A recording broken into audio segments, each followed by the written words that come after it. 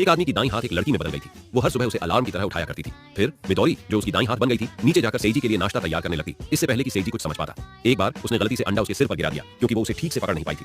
जब सेइजी स्कूल जाने के लिए तैयार हो रहा होता, तो मिदोरी उसकी जूते पहनाने में भी मदद करती, क्योंकि उसकी दाईं हाथ अब एक लड़की थी। सेइजी हर दिन स्कूल जाने से पहले अपने हाथ को पट्टी से लपेट लिया करता था। पहले सेइजी वो गुंडा था जिससे स्कूल में हर कोई डरता था, लेकिन अब उसकी बंधी हुई हाथ ने उसे और भी डरावना बना दिया था। कोई भी क्लास में उसके पास जाने की हिम्मत नहीं करता था। क्लास की मॉनिटर को गुंडे बिल्कुल पसंद नहीं थे और वो सेइजी पर ताने मारती रहती थी, लेकिन सेइजी को इन बातों से कोई फर्क नहीं पड़ता था। सिर्फ मिदोरी, जो अब उसकी दाईं हाथ थी, जानती थी कि सेइजी वो बदमाश नहीं था जैसा सब उसे समझते थे। एक दिन लंच ब्रेक में दूसरे स्कूल के कुछ गुंडे सेइजी से लड़ने आए। सेइजी नहीं चाहता था कि वो उनसे लड़े, लेकिन उसकी क्लास की मॉनिटर ने सामने आकर उनसे बात करने की कोशिश की, मगर उन गुंडों ने उसे थप्पड़ मार दिया और उसे खींच कर ले जाने लगे। आसपास खड़े लोग बस देखते रहे, किसी ने उसकी मदद नहीं की। जब मॉनिटर की उम्मीदें खत्म हो रही थीं, तभी सेइजी ने आकर उन गुंडों को धूल चटा दी। इस घटना के बाद मॉनिटर का नजरिया सेइजी के लिए बदल गया, लेकिन उन गुंडों ने हार मानने से इनकार कर दिया। उन्होंने सेइजी के एक दोस्त को पकड़ लिया और उसे लड़ाई के लिए चिट्ठी भेज दी। सेइजी ने चिट्ठी देखी और बिना सोचे समझे वहां पहुंच गया। उस फटी हुई चिट्ठी को मॉनिटर ने भी देखा और समझ गई कि सेइजी फिर से लड़ने जा रहा है। वो भी उसे रोकने के लिए पीछे पीछे चली